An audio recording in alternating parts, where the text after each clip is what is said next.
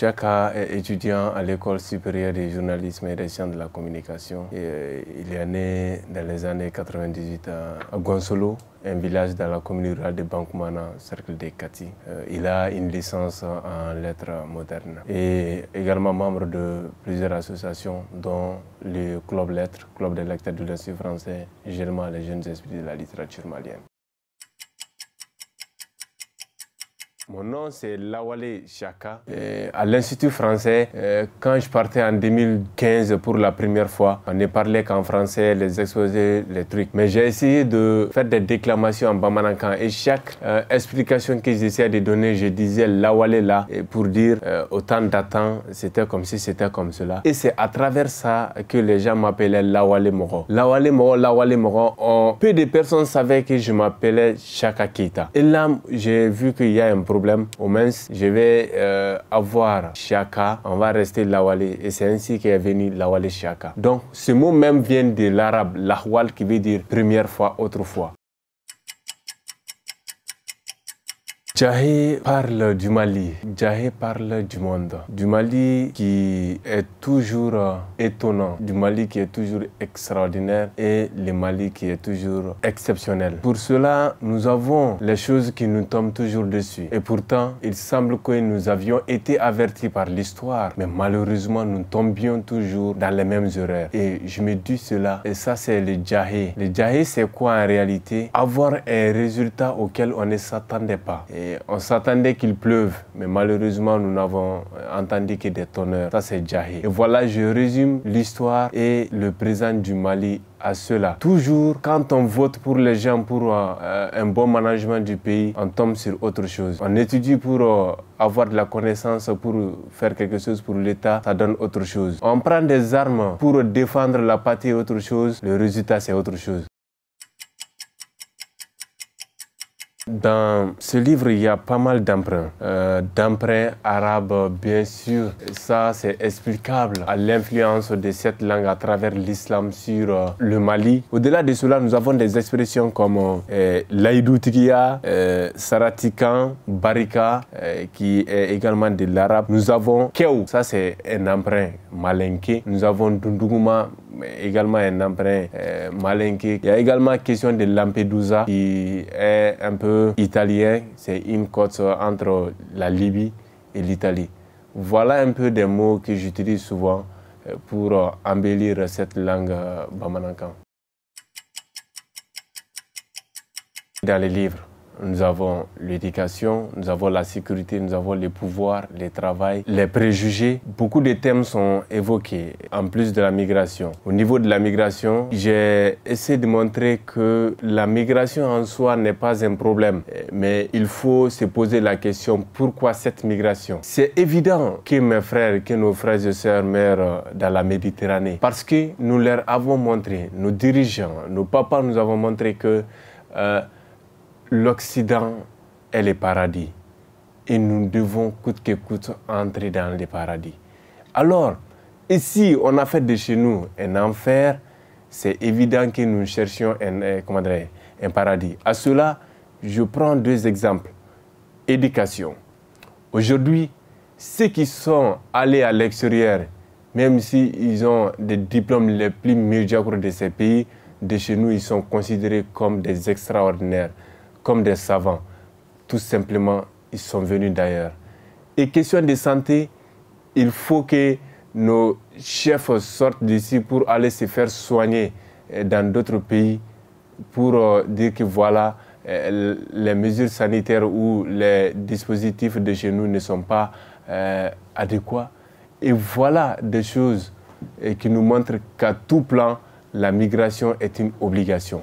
J'invite l'État malien à avoir un projet d'éducation et non un programme d'éducation ou un système éducatif. Un projet, c'est quoi? C'est dire, nous allons former des gens dans 10 ans pour qu'ils deviennent tel modèle. Mais de chez nous, il n'y a pas cela. On forme des gens, on les jette dans la nature et ils deviennent des problèmes. On est problème quand on a étudié au Mali. Et je suis contre ces injustices. Je voudrais également, par pas mal de thèmes, j'évoque également qu'il faut que nous fassions la différence entre la culture arabe et la religion musulmane. Des gens qui ont été à l'école arabe ou qui ont fait les Doumakalan, comme on le dit ici, et qui pensent que l'arabe est la langue de Dieu, qui pensent que nous n'avons droit de parler dans aucune autre langue que l'arabe. Même prêcher en Bamanankan, on va vous dire à un certain moment, il ne faut pas expliquer certaines choses dans nos langues différentes parce que c'est sacré. Tout simplement parce que ces gens vivent de cela. Tout simplement, ils nous font croire qu'il n'y a pas de frontières entre la culture arabe et l'islam. Et ça, c'est faux et archi faux. Chaque langue a sa culture. Et l'islam n'est pas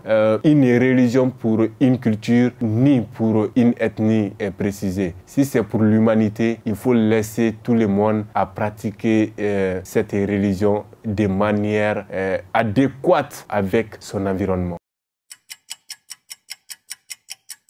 Nous sommes en train de parler d'une œuvre écrite en bamanankan en français. Déjà, ça c'est pour vous montrer que ce n'est pas un problème en soi. Si le français est la langue officielle du Mali, le Peul parle cette langue, les Soninké, Sarakole, Dogoso. Presque toutes les ethnies qui sont au Mali sont obligées de parler français parce que c'est la langue officielle. Et moi, je ne vois pas de problème quand je parle, quand un Malinké parle de bamanankan. Parce que le bamanankan est plus proche de moi que le français, disons les choses clairement. Le bamanankan est plus proche du soraï que le français. Alors, c'est pour montrer que la langue est un pont qui nous lie, comme dirait Fatoumata Keïta.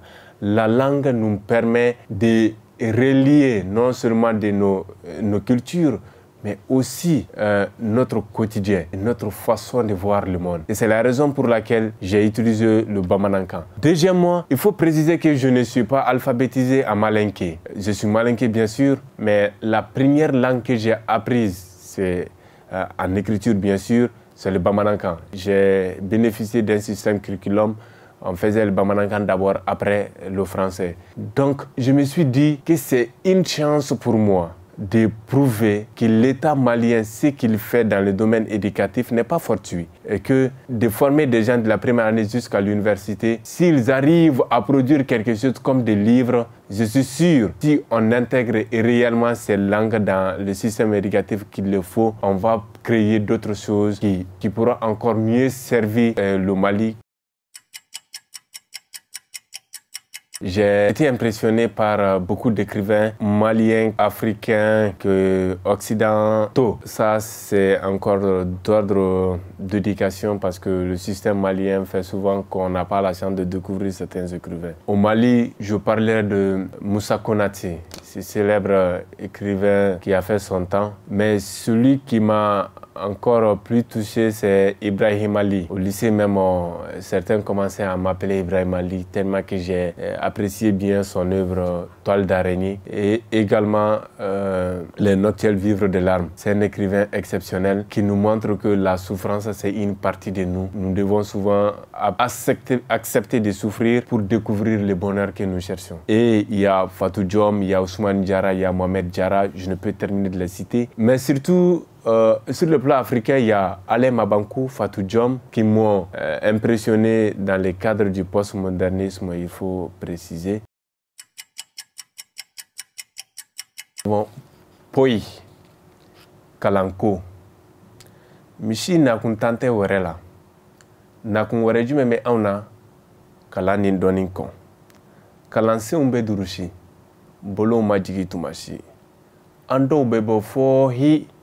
Kana dɔnni ɲini dɔw bɛ kuruti kɛ dɔw bɛ wɔsi sani u ka se caman bɛ taji jeni cogo min na u na se nka dusukasiko makariko kinikiniko o makan bɛ kɛ bɔnɛ ye o sɛgɛn bɛ kɛ ni tun y'a dɔn ye o wariba bɔ kɛ kasara ye sabu karamɔgɔ mana sabu yelenw tigɛra sabu kumaburu ma sɔn sabu a bɛɛ tɛ se ka ɲɛfɔ sɛgɛn min ma kɛ kimɛni na o de bɛ kɛ jaabi nɔfɛ o de bɛ kɛ seereya sɛbɛn nɔfɛ nka kalanden an kana dimi k'an yɛrɛ jɛ an kana dimi k'an yɛrɛ jɛ kalanbaliya man jugu fo kalankojuguya hakilintanya man jugu fo hakilinajugutigiya farikolo kaso man jugu fo hakili ta kalanden muru to wayiw bolo bese to cikɛlaw bolo marifa to sɔrɔdasiw bolo mugujugu to jatigɛ walekɛlaw bolo a fɔ a sɛbɛn a jira o de y'i danbe ye. À la maison d'édition qui a accepté d'éditer notre livre malgré la condition difficile de la diffusion et la production des livres. J'avoue que économiquement c'était très difficile pour nous, mais l'éditeur, il a édité à compte d'éditeur. Nous remercions M. Souri Ibrahim à travers ces maisons d'édition Prostil. À cela, nous rendons encore hommage comme le livre a déjà été dédié aux femmes, à nos braves mamans Wolobao, Ladombao et Lamobao. Je reviendrai également à ces personnes qui nous ont aidés à corriger les livres. J'avoue que ce n'est pas du tout facile d'écrire en Bamanankan parce que nous avons peu de correcteurs et ceux qui peuvent corriger sont très souvent indisponibles.